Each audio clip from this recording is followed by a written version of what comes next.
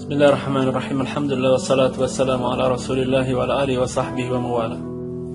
Pesan ini saya tujukan kepada Muldoko, Panglima TNI, ya, La'natullah alaih, dan Polri dan Banser. Ya. Kami menunggu kedatangan kalian. Kami telah mendengar bahwa kalian menginginkan untuk membantu pasukan koalisi. Ancaman teroris Islamic State of Iran Syria, ISIS, kian mengkhawatirkan. Kemarin, 28 Desember 2014, seorang lelaki yang mengaku anggota ISIS bernama Abu Jandal Al-Indonesia mengunggah video ancaman kepada TNI, Polri, dan Banser. Namun, pihak-pihak yang diancam tidak gentar. Dalam video berdurasi sekitar 4 menit tersebut, Abu Jandal mengatakan, pesan ini ditujukan untuk Panglima TNI Jenderal Muldoko, Polri, dan Barisan Ansor Serbaguna, Banser, Nahdlatul Ulama. Saya mendengar TNI, Polri dan Banser akan membantu koalisi Amerika untuk memerangi ISIS. Dengan itu, bisa disegerakan pertemuan kita, antara ISIS dengan TNI, Polri dan Banser, ujar lelaki yang memakai pakaian serba hitam itu. Saat ini, koalisi Amerika memang sedang kewalahan. Karena itu, tentu membutuhkan bantuan dari TNI, sehingga ISIS bisa melawan TNI. Namun, kalau kalian tidak datang kemari, kami yang akan datang ke Indonesia. Kita lihat siapa yang paling sakti, ancam lelaki itu dengan nada kasar. Bahkan, Abu Jandal mengancam dengan lebih kasar dan tanpa sopan santun. Kami akan habisi satu persatu kalian. Babi-babi seperti kalian tidak akan menang melawan kami, tuturnya dalam video yang beralamat di www.youtube.com/link sama dengan Y8XUXRI. Menanggapi ancaman ISIS yang kian nyata, Kepala Pusat Penerangan Mabes TNI Maijen Fuad Basya enggan berkomentar. Nanti, belum ada petunjuk dari Panglima TNI, ujarnya singkat. Sementara itu Kadif Humas Polri Irjen Roni F. Sompie menjelaskan, pihaknya tidak gentar oleh siapapun, termasuk ISIS. Sebagai representasi dari negara, Polri akan mencegah adanya gangguan teror dan ancaman lainnya. Kami pasti mengantisipasi ancaman teror, tegasnya.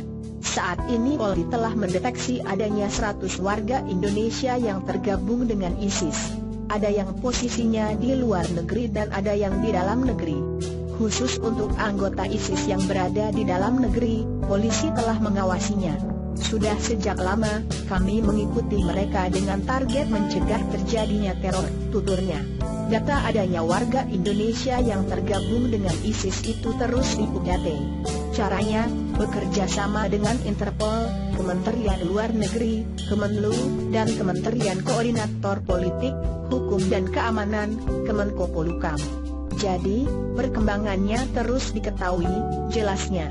Namun, langkah untuk mengantisipasi terjadinya teror dari ISIS itu saat ini masih terhambat. Pasalnya, belum ada aturan yang bisa dijadikan dasar untuk menangkap anggota ISIS. Kami hanya bisa bergerak, kalau benar-benar ada rencana meneror, tuturnya. Kalau anggota ISIS itu hanya mengaku menjadi anggota kelompok teroris di Timur Tengah itu, maka Polri tidak bisa berbuat apa-apa. Dengan ancaman itu, perbaikan regulasi tentu semakin urgen. Polri berharap Presiden dan DPR bisa melihat adanya kekurangan itu, terangnya.